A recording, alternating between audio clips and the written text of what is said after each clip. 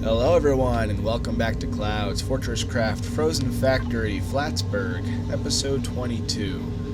Now I've had a little bit difficulty uploading, so I've kind of done a lot of little work in between episodes. As you can see, I have finished my towers. Now this one's a little smaller than the other ones. I kind of just got lazy at first, but I don't really have a whole lot of titanium coming anyway, so these will, of course, be expanded as needed. But right now, everything's working pretty well. I moved the assemblers that I had, and I tripled them. So instead of having one, there's now three. Because, like the conductive PCBs, you need those for the turret Mark IIIs. Which I've also gone ahead and added and upgraded, you could say, a whole bunch of lasers. And with that, I've started doubling up, or stacking, I guess you could say, my jet turbines. With, of course, more guns on top. But I go wherever more power was basically needed. Like this turbine was running at full capacity and he could not power the lift. The lifts were running slow because of that, so I built another generator on top. And that's just kind of what I'll do wherever needed. As far as extra power at the source, I've gone ahead and made a bunch of organic solar panels and kind of just plopped them down wherever they have clearance to the sky up here. Mostly for these matter movers, because they don't work all the time. They'll work in intervals, especially over here. You can see the lithium one is full, so he's not moving. So having these little batteries here with the organic solar panel on top kind of helps. When I come along and grab all these, it'll help fill it quicker. Now, a problem I was having with my little towers here is they had to fill up completely before they were filling up these guys. So, to remedy that, I just went on the top and made a line coming down from all of them. So my machines and my automation is always having bars. Unless, of course, there's none of that current bar in the system right now. There's no tin being put in the system. I'm gonna guess it's probably because my tin ore ran out. But that's whatever. Now, before I show you this, I'm gonna collect this research so I can start the next one. Ultimate Power Grid was the next research that is now finished. I'm just kind of speeding through these, trying to unlock some new stuff. I'm probably gonna have to scan more ore to get what I want. But I'm going to go ahead and do all of these anyway. Just some research I did while in between episodes, just to keep things moving along. I believe I'm going to need to actually scan something, but we're going to go ahead and knock out the rest of this research. It's really quick and easy stuff. Let's see. Since I increased the ore, all the ore that was coming and moving, I had to increase my smelting capacity. So I've gone ahead and changed all of my smelters over to the purples. And what I have here is a line running from each to a heist, so I can just kind of stand here and collect bars when I don't really have anything else to do. And that helps drain the excess off of these. But this guy is doing just fine. What I've done over on the other side is I've gone ahead and made a sorting system, which right now it's completely clogged with, let's see here,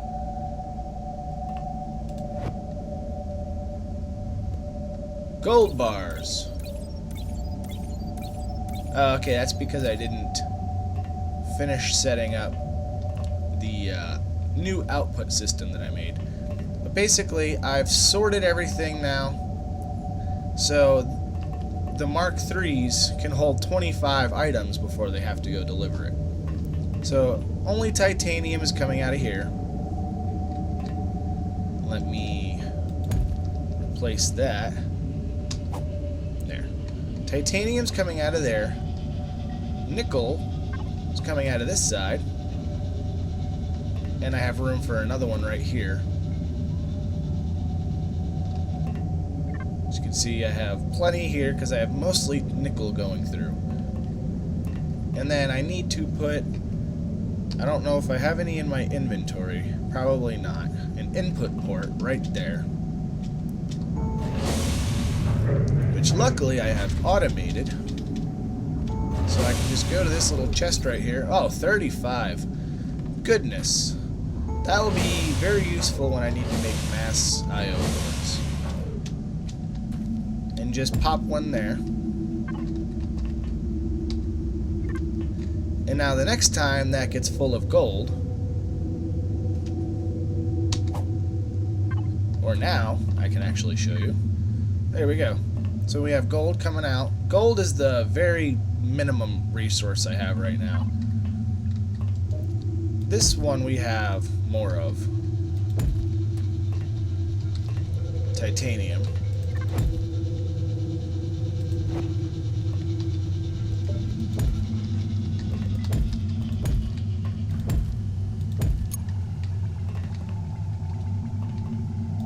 Like I said, I don't want to do too much off camera, but there's still stuff uploading.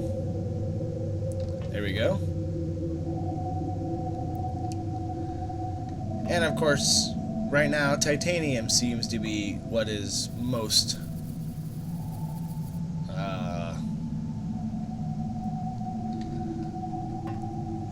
abundant. So I can always change this filter between nickel and titanium without much issue.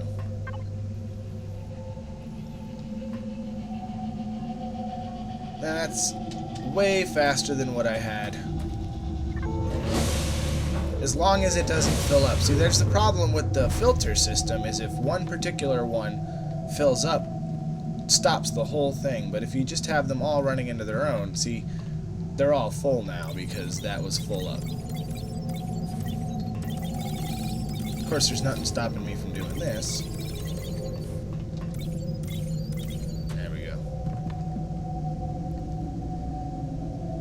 Another thing I've done is I've already shown that I've made a lift specifically for crystal. I've also gone ahead and set the one next to him. He's specifically for biomass. Now, he goes down to a biomass vein at his own level, and that's the level where there were those 3 large biomass veins. So he will be pretty much good there forever.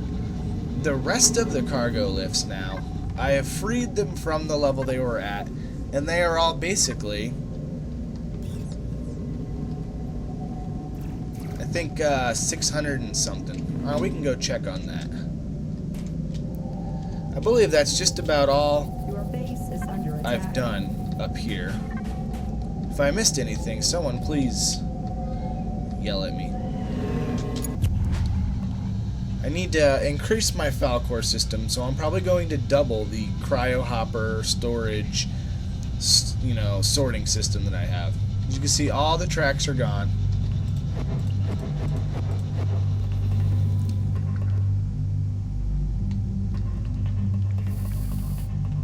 All of these guys, I'm working on these now.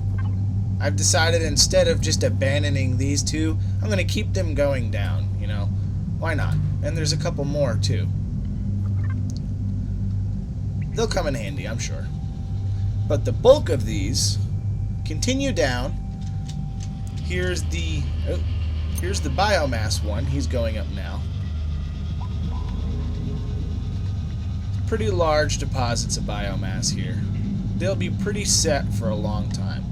And the rest of them, they're kind of my digging downwards team. I ran into this huge titanium vein, and I thought, well, instead of wasting it, let's just run down there and see what else we can find.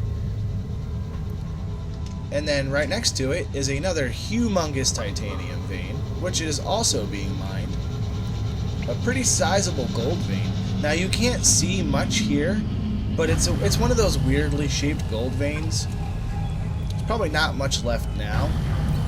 Yeah, there's 35,000 now, but it was pretty long, it was tall, it was just weirdly shaped. And then, of course, there's also nickel. Several nickel veins, actually. Nickel, nickel, nickel. So this is probably going to be where the cargo lifts are going to hang out for a while. I don't think I'm going to reassemble the minecart system here. I've got enough tubes now that I can probably mostly rely on tubes for this. And I'll probably use the minecart system down around 900 or so, depending on where I hit the big jackpot of moly and chromium. But I think I need to start working on getting those scanned. Now, I know I scanned chromium already, and I need to find moly, and I need to find some sugilite crystals so that I can start building a quarry.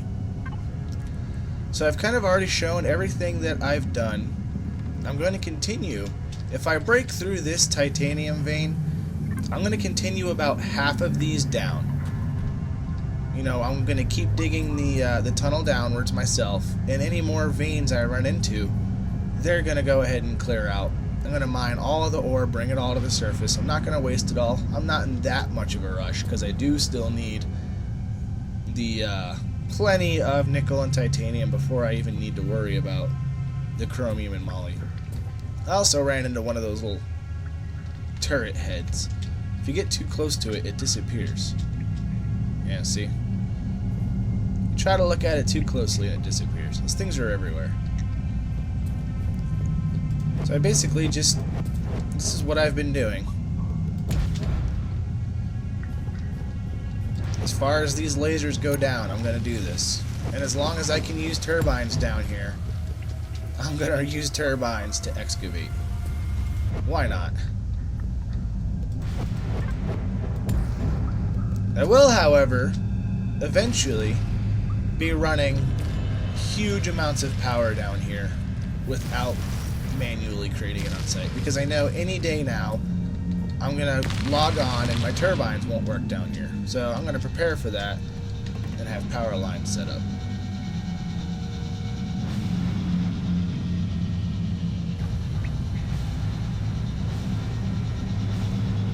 It's a lot of work. A lot of it went into my inventory as well. And every time that happens, I just go and sit on the garbage collector. Now, something worth noting, I placed my teleporter here, and I don't know if it's the patch, because I am on bleeding edge. I don't know exactly what it is, but my teleporter disappeared. The teleporter and the location marker inside of it. So I haven't placed any more teleporters because, I mean, why am I going to go wasting my diamonds and stuff if they're just going to disappear? So I'm going to wait, and I will keep you guys notified on that specific glitch as best as I can. Other than that, I'm going to keep moving downwards.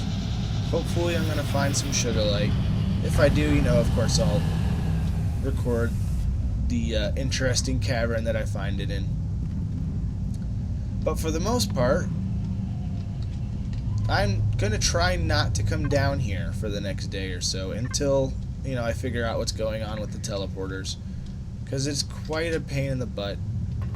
You know, I had one sitting here for a week or whatever, and it worked just fine. I pulled it up, I moved it down there, and it was just gone, just disappeared. And that's not really fun to move, jetpacking your whole way. It's not so bad when you're showing things, but here we have the cold. Whoop, I don't want to use that. I want to use glow sticks.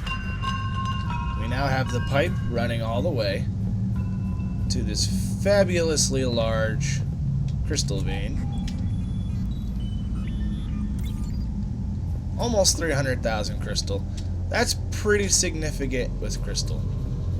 And I still haven't done anything with this yet. You know, I'm debating making just a video specific of me clearing out the cold caverns just for fun. I have to grab some more power before I head back up top. Otherwise I won't make it. You know what? I could take my old way, which I have cleared out the lithium vein here. But what it does still have is the lift. You know, once it realizes I'm here and it comes to pick me up. Oh, thank you very much.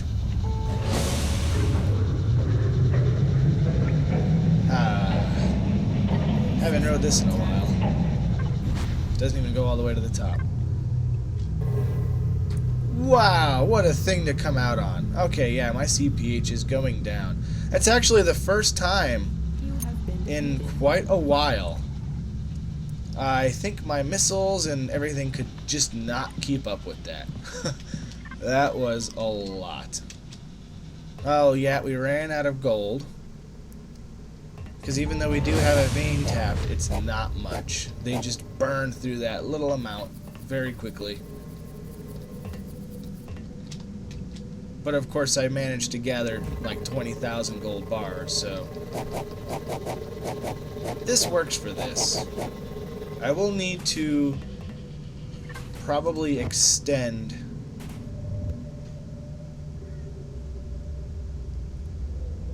yeah, I'm going to help him out. And I know this is just a lot of unnecessary running of conveyors and probably a better way. Oh, I did not want to do that. There's probably a better way of doing this.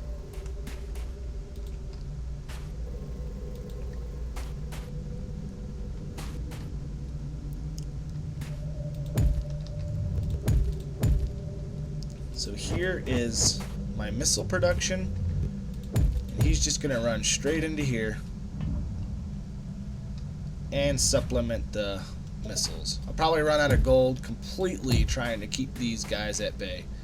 But now that I've stopped losing attacks left and right, I kind of want to keep up with that trend. Advanced machine blocks, alloyed. Ooh, it's nice to just come by and grab 61 of those. I also need a lot more hard machine blocks. So one of the reasons why I need more Falcors. Oh, I ran out of power. Well, let me juice up. I'll be right back. As I was saying, the Falcors I currently have are doing pretty well, but the missiles and the lasers, the snipers, they have such range on them that they're killing the bugs way out here. And this is where the tunnel nukers have been doing their business. And I came by here earlier to grab my loot, and one of the big worms jumped out and tried to eat my face. I've already walked over the area he spawned, so I don't know what happened. Maybe he went home. He couldn't eat me, so he went to go eat something else. But I need to have something that can pick up the items way, way, way over here. Now, if I were to just drop beacons, the Falcors that I have placed will not reach, I don't believe. So I'm actually going to test that before I go saying all of this. Go grab some Falcors and some beacons and I'll be right back. Now I have it set up and I've been sitting here for a good couple minutes with it saying no free Falcor to collect. I'm not sure if that means that they are all busy or what. So I'm going to give it some more time and I'll be back. Okay, so nobody came to collect it. Still sitting there. Now he's only holding snow, so that's not really a big deal. But the remedy to this solution would be now to make another sorting system, which I'm going to do eventually. I'm going to make another sorting system back here in this corner. Probably stacked on top of a second tier, because these guys are already all busy. But until I do that, what I am going to do is I'm going to set up where I know they are in range I'm going to set up logistics Falcors. Now, what this will do is he will go and pick up, or he should pick up anyway, from this beacon on top of this hopper, and they should be picking up from there. Now, of course, they will also be picking up from all of this other stuff here. So, to help that, you can move these beacons closer to that. So, here's the logistics Falcor now picking up the item from on top of the beacon. And he's going to bring it here.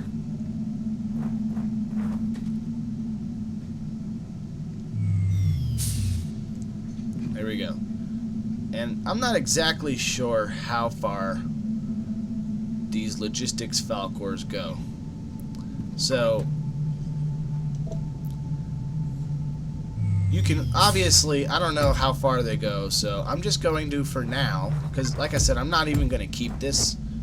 This is just a very temporary solution. I'm going to put another one there. And then we're going to go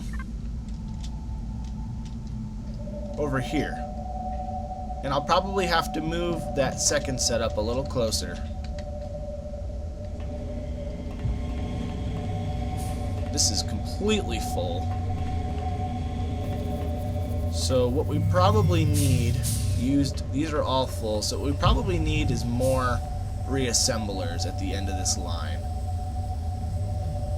So doing this right now wouldn't even really help too much. But I'm going to do it anyway. So then of course we put him here. And the logistics Falcors. Now, calculating route to beacon, it might be close enough. Traveling to beacon. Alright, fantastic. So he will now go all the way over here and pick up out of this beacon here. Now, of course, you can do like multiple of these, because one at a time is really slow. But, you know, multiple hoppers, multiple beacons, multiple Falcors. And that's how you can kind of continue your logistics system for the automated collection of loot much further than the original 128 blocks or whatever it is that the Falcor Mark 1 will go and pick up. Because you can use him for most of it, but as you can see, they will not come as far as you would like them to.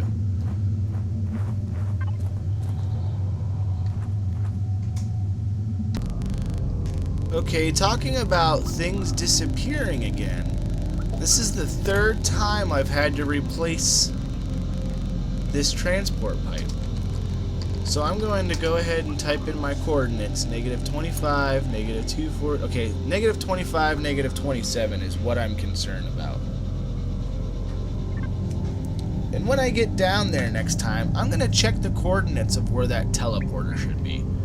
So if random things are disappearing at this coordinate, well, first of all, I'm going to like say haha and just put a matter mover here, beaming it across the void to avoid this one here. But -25, -27, that if everything at that is going to disappear, that could be bad, because that's pretty close to my CPH. I got a lot of stuff there. And another glitch that still exists, that went away but came back, is when you scan things, you get a little hologram that just sits here forever. Just thought I'd mention those two. I'm really not happy with these pyrotherm little turret towers anymore. They can't generate enough power while we're being attacked. And I'm going to have another better use coming up very soon for my infused coal, which I think is a much better use of the logistical robots. And some people call me crazy because, you know, they think once you get to a certain point, coal is just completely useless. But I like to repurpose my pyrothermic generators and use them for another purpose so that I don't have to just put them in the macerator, crush them down to nothing. So to prepare for that, of course, I need to make some generators here. which are going to house all of these guns on these two corners here. Oops. There we go. So I have plenty-ish, I guess, of batteries. And as I'm replacing these, I'm going to try to replace them with Mark IIIs. Good thing you don't get hurt by your own missiles, because that would have just blown me up. So these are all Mark IIs. Of course, they're about to go through all of their power. But the Mark IIIs would be much better, just in general.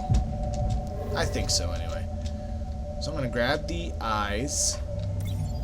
29 perfect eyes. I've got some more in here.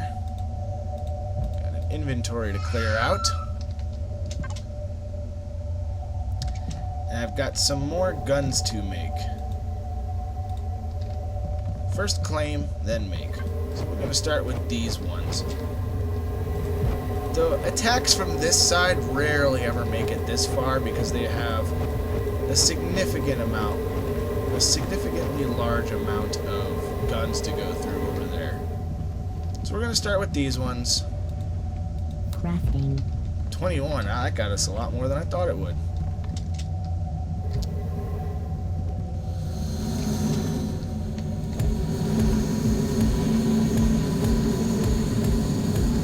And eventually, when I have enough alloy blocks, all of these blue blocks here will be replaced with large Mark IV batteries. And that's the idea. And once I get rid of all of this stuff, I'll be back. I tell you, I need eyes. I just gotta come out here to where the beacons aren't even placed yet. Just do a couple quick circles. So much easier with the jetpack. And suddenly I have enough eyes to make 7 more guns. Now, throwing out the other reason I use logistic Falcors, this is my absolute favorite reason. Purely for the way that it looks. Like I said, I like to recycle pyrothermic generators. So here we have logistical Falcors all the way up in the sky on top of a Mark IV power storage with the pyrothermic generators. Now I've also placed beacons on top of hoppers down here with this coal. Now I've only done it right here kind of as an example. Since they reach so far, you can actually put these speckled all over the top, as long as they're not blocking line of sight for solar panels below them. Now, right now it's nighttime, so obviously he's not going to be doing much during the night. Tried to put a little bit of power into those beacons myself, just to try to get one of these guys going. Oh, right. Beacons also need clearance to the sky, and being under glass isn't good enough. Okay.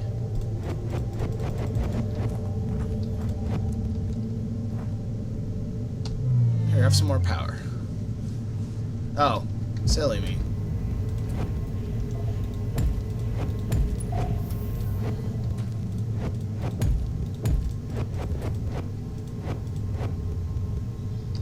There we go. And there he goes. So now they'll come down here. Oh, I'm freezing. Come save me, Arthur. Thank you. And now they will be self-sufficient. During the day, they'll charge up enough power, and these batteries will last them through the night. They just won't do anything for another 6 minutes, but this is my favorite thing to do with them. And then once I have some Mark III turrets, I'll place them on the bottom here. Alright, I got some up there, and this is their current range. So from there, they're going to be able to hit enemies coming from both of those quadrants quite easily. And like I said, I'm going to have a whole bunch of them up there. Energy reappropriation I'll in progress. just keep on increasing the crystal coal production and storage facilities, because these will eventually fill up. Right now it's at U77. Like I said, that will fill up. I believe I even have some in my inventory I can drop off here. Yeah, I have like almost 1,000 in the inventory I can get rid of. So basically it's just figuring out how quickly they're using the coal. Now this is still going towards my tin vein. The only other thing that still has coal going to it is up on top of my tech area. I still have some pyrotherms, but for the most part now we are getting away from pyrotherms for the most. What I'm going to do for now, just to fill these guys up since it's nighttime, I want to make sure that this doesn't use power so fast that these 4 guys can't keep up with it. Now that's official, it works. 4 is definitely enough. It's enough for them to burn 9 generators. Not a problem. But I've already dragged on enough, so I appreciate you watching and I hope to see you next time.